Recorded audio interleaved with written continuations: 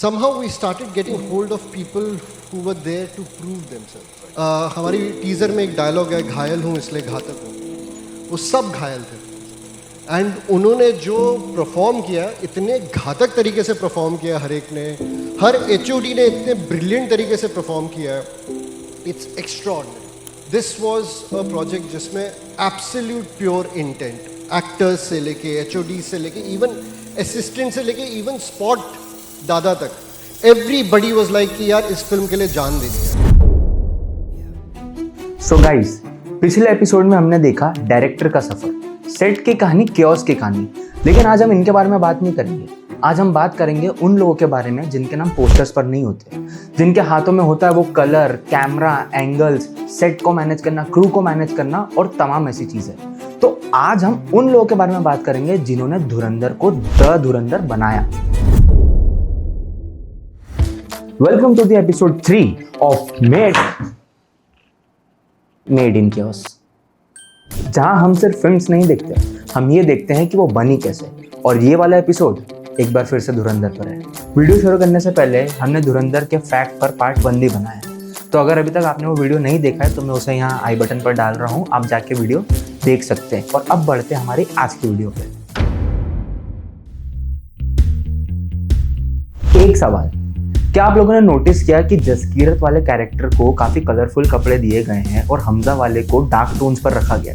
Basically जब film का आप जसकीरत वाला पार्ट देखते हो तो आपको रणवीर सिंह काफी ज्यादा कलर्स में दिखते हैं, मतलब कलरफुल कपड़ों में दिखते हैं. लेकिन जैसे जैसे उनका कैरेक्टर हमजा की तरफ बढ़ता है वैसे वैसे उनकी लाइफ से कलर गायब होते जाते हैं. और लास्ट में जाके हम देखते हैं कि रणवीर सिंह के कपड़े पूरी तरह से ब्लैक हो चुके हैं. ये डिटेलिंग कॉस्ट्यूम डिजाइनर स्मृति चौहान ने आदित्य धर से पहली ही मुलाकात में डिस्कस की.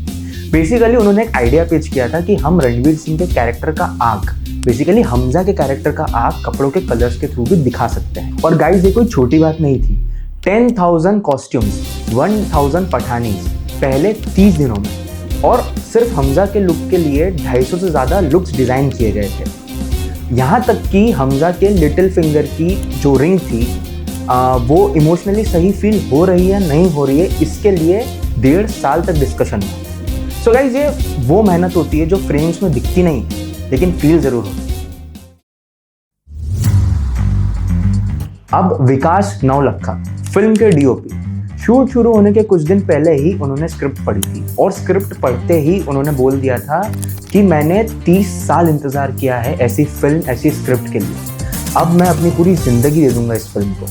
और फिर अमृतसर की गर्मी, लद्दाख की सर्दी और दोनों पार्ट्स का एक साथ में शूट होना, ये डेडिकेशन और कमिटमेंट विकास का देखकर आदित्य धर ने बोला कि there are many who shoot films but Vikas lived this one. और जब कोई फिल्म मेकर या डायरेक्टर अपने DOP के बारे में ऐसा कहता है ना, तो हमें वही समझ जाना चाहिए कि ये सिर्फ एक फिल्म नहीं थी, ये एक इमोशन था. अब एक चीज जो कि जेन्युइनली इम्पॉसिबल थी, फिल्म की रिलीज डेट थी 5 दिसंबर 2025 और फिल्म का लास्ट डे ऑफ शूट था 2 नवंबर 2025. इसके बीच में कुल 33 दिन का गैप था, जिसमें एडिट, सॉन्ग, BGM तीनों करना था और साथ ही साथ साउंड मिक्स भी. सो गाइस, अपन थोड़ा सा मैथ्स करते हैं. उरी का साउंड मिक्स कंप्लीट हुआ था 9 दिनों में, यानी कि 216 घंटे. धुरंधर 1 का साउंड मिक्स कंप्लीट हुआ था 24 घंटे और धुरंधर 2 का कंप्लीट हुआ था 30 घंटे में. अगर हम धुरंधर 1 और 2 का साउंड मिक्स का जो टाइम था, आवर्स थे, उसको अगर हम ऐड करें तो वो आता है 54. और उरी का कितना बताया था मैंने? 216. यानी कि धुरंधर 1 और 2 मिला के उरी के कंपैरिजन में 1/4 कम टाइम में दोनों फिल्म का साउंड मिक्स कंप्लीट हो गया. और इसके बाद ये थी इनकी sound team. Sound designer Vishwadeep Chatterjee, re recording mixer Justin Jose, sound supervisor Vijay Ratnam. बिना नींद बिना ब्रेक के इन्होंने नॉन स्टॉप काम किया, फिल्म को खत्म करने के लिए नहीं, फिल्म के साथ जस्टिस करने के लिए. अब एक ऐसी चीज जो शायद पास्ता के प्रति हमेशा के लिए आपका पर्सपेक्टिव चेंज कर देगी. धुरंधर के मेकर्स ने फोले टेक्निक में ये रिवील किया कि जो बाबू डकैत की डेथ वाला जो सीन था, जब बाबू डकैत मरने वाला होता है और रहमान उसे मार रहा होता है, तो जब वो उसे मारता है तो हमें एक बहुत ही गोरी सी और काफ़ी खतरनाक सी, एक रियलिस्टिक मारने की काफ़ी खतरनाक सी एक आवाज़ आती है. बच्चे को नहीं मारना चाहिए था बाबू। वो आवाज़ बनी है बॉइल्ड पास्ता और चीज़ से। Yes guys, you heard it right. एक बॉइल्ड पास्ता और चीज़ को जब आप इसे स्क्वीज़ करते हो ना, तब जाके वो फूले साउंड बनता है जो हमें धुरंधर के उस सीन में सुनने को मिला। in my library and I happened to find some pasta. So this is just someone squeezing pasta with a lot of cheese, cooked pasta, and when it is in front of a microphone and when you squeeze that, that's how it sounds like.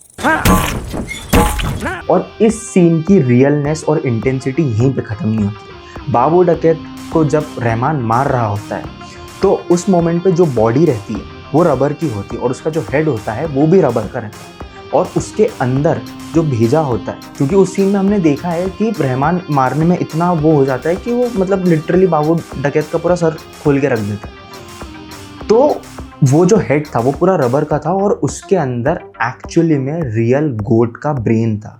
जहाँ हम देखते हैं कि पूरा भेजा smash हो रहा है, तो एक रबर का हेड बना के उसमें रियल एक बकरे का भेजा डाल करके, क्या बात कर रहा है। तो वैसे सब करके फिर उन्होंने किया ताकि जो भी चीज अगर बाहर आती है तो वो दिखने में रियल लगे। यस गाइस, एक्चुअली में एक बकरे का भेजा रखा गया था उस हेड के अंदर ताकि वो रियलनेस, वो रॉनेस और वो इंटेंसिटी हम सबको एज अ व्यूअर फील हो पाए।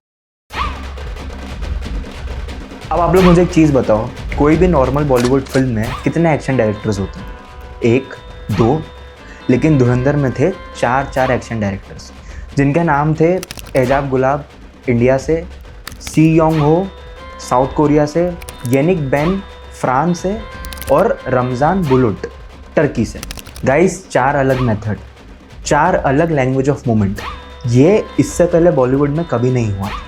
यहाँ तक कि सी योंग हो जो कि नोन है for directing action in Avengers, उन्होंने तक कहा कि रणवीर सिंह पहला ऐसा एक्टर है जो एक्शन कोरियोग्राफी के नोट्स लेता है। मतलब रणवीर सिंह लिटरली नोट्स बनाते थे कि कब हुक करना है, कब पंच मारना है, कब डिफेंड करना है। इन पूरी चीज़ों के रणवीर सिंह नोट्स लिया करते थे ताकि वो जब सेट पे जाए तो उन्हें सब चीज़ माइंड में बिल्कुल ठीक से क्लियर हो। सो गाइज, ये होती है ह्यूमिलिटी, ये होती है अपनी आर्ट को लेके हंगर, और ये है रणवीर सिंह। धृतिरंजन साहू उड़ीसा से एक वीएफएक्स सुपरवाइजर जिन्होंने काफ़ी फिल्म्स जैसे ब्रह्मास्त्र और फाइटर में काम किया है and also web series like Sacred Games में भी उन्होंने काम कर रखा। उन्हें एक दिन कॉल आता है और कॉल पर जो शख्स है वो उन्हें बोलता है कि भैया आपको अमृतसर पहुंचना है। तो पूछते हैं क्यों, क्या, कैसे? वो बोलते हैं कि फिल्म का शूट है और आपको पहुंचना है और आप फटाफट आ जाओ। तो भाई साहब निकलते हैं रात में। तो suddenly I got a call from him कि एक प्रोजेक्ट है, तू तुरंत अचानक से आके पहुंच, हम लोग रेकी कर रहे हैं अमृतसर में। तो at that time I was not aware of who is the director, what was the project name, nothing. I just got a call. Next day I was in Odisha only, मैं होम टाउन में ही था। तो अचानक से वो मतलब relation बहुत भल ना, तो सी जेहेतु कहीदेला ता कथाटा मु हाँ मारदेली काटी पाइलिनी, मु नेक्स्ट डे इमिडिएटली पळेली Amritsar. They booked my flight and all, then मु नेक्स्ट डे पळेली। और अगले दिन पहुंचने पर वो पूछते हैं कि मतलब जब वो सफ़र कर रहे होते तो पूछते हैं कि फिल्म कौन सी है, तो वहाँ पे उन्हें कोई कुछ भी जवाब नहीं देता है। इसके बाद जब वो धुरंधर के सेट पे पहुँचते हैं, मतलब उनके क्रू से मिलते हैं और वो लोग रेकी वगैरह पे जाते हैं, तब उनके हाथ में आती है स्क्रिप्ट। और स्क्रिप्ट पढ़ते ही उन्होंने कहा कि I felt unlike anything made in Indian cinema and Bollywood needed this. और इसके बाद 6000 वीएफएक्स शॉट्स पार्ट 1 और पार्ट 2 दोनों एक साथ में शूट हो रही थी और अभी तक एडिट भी लॉक नहीं था और वीएफएक्स का काम चालू हो चुका था। जनरली फिल्म्स में ऐसा होता है कि एडिट पहले होता है और उसके बाद वीएफएक्स का काम शुरू होता है, बट धुरंधर के साथ ऐसा ट्रीटमेंट नहीं था। इसके बाद पार्ट 1 के वीएफएक्स को बनने में अराउंड 2.5 महीने लगे और पार्ट 2 को 1.5 महीने, और अराउंड मतलब 3 से 4 महीने में दोनों पार्ट का वीएफएक्स पूरी तरह से कंप्लीट हो गया था। तो एक ऐसा वीएफएक्स सुपरवाइजर जिनको कि फिल्म का नाम तक नहीं पता था और उन्होंने 6000 शॉट्स बनाए एक 3000 करोड़ की फ्रेंचाइज के लिए।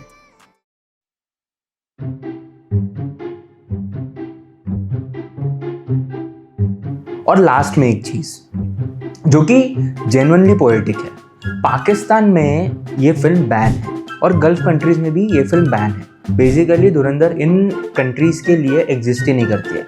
उसके बावजूद पाकिस्तान में 20 लाख बार डाउनलोड की गई थी धुरंधर फिल्म के रिलीज के 2 हफ्ते बाद तक। मतलब पाकिस्तान की हिस्ट्री में सबसे ज़्यादा पायरेटेड डाउनलोड करने वाली फिल्म बनी धुरंधर।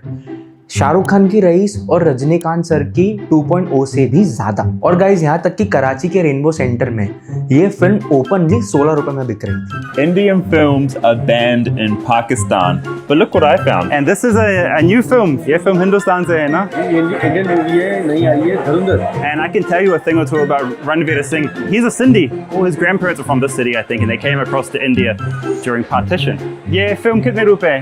ये 50 रुपीस की है। बहुत सस्ता है। और बात यहीं पे ख़त्म नहीं होती है।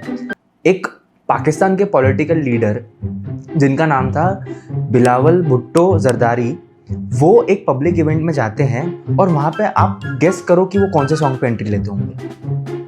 करो करो गेस करो।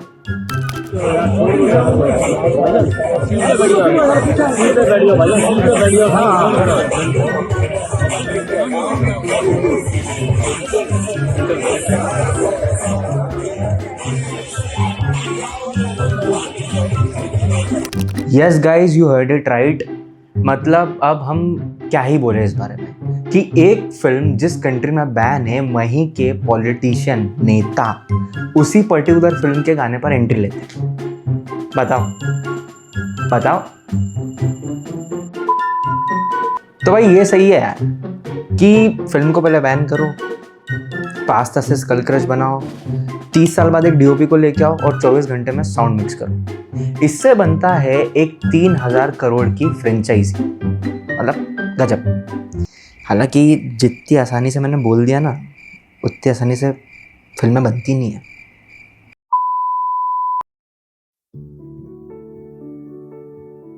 सो गाइज, वीडियो ख़त्म करने से पहले मैं आप लोगों से शेयर करना चाहता हूँ कि आप लोग हमारी वीडियो पर जो भी कमेंट करते हो हम वो सारे पढ़ते हैं। और मैं ये आपसे कहना चाहता हूँ कि अगर आपको लगता है कि हम इस चीज़ पे वीडियो बना सकते हैं तो आपके लिए कमेंट सेक्शन पूरा खुला हुआ है, आप हमें सजेस्ट कर सकते हैं और हम आपकी सजेस्टेड मूवी पे डेफिनेटली या पूरी कोशिश करेंगे कि हम उस पर एक वीडियो बनाएं। और गाइज, अभी हमने एक नया सेगमेंट शुरू किया है जहाँ पर आप फिल्म से रिलेटेड या हमारी जो वीडियो डली है उससे रिलेटेड हमें वो फैक्ट्स बताते हैं जो हमें नहीं पता है या जो अनहर्ड है या किसी ने नहीं सुना है। तो हम डेफिनेटली ऐसे अच्छे कमेंट्स को अगली वीडियो में पूरी कोशिश करेंगे एक शाउट आउट देने की। मतलब कोशिश करेंगे हम डेफिनेटली उनको एक शाउट आउट देंगे और वो इन्फो हम हमारी ऑडियंस से शेयर करेंगे। और आज के हमारे जो व्यूअर हैं उनका नाम है श्वेता बरुआ। मैं यहाँ पे स्क्रीनशॉट भी लगा दूंगा, आप कमेंट पढ़ भी सकते हो और मैं भी आपके लिए एक बार कमेंट पढ़ देता हूँ।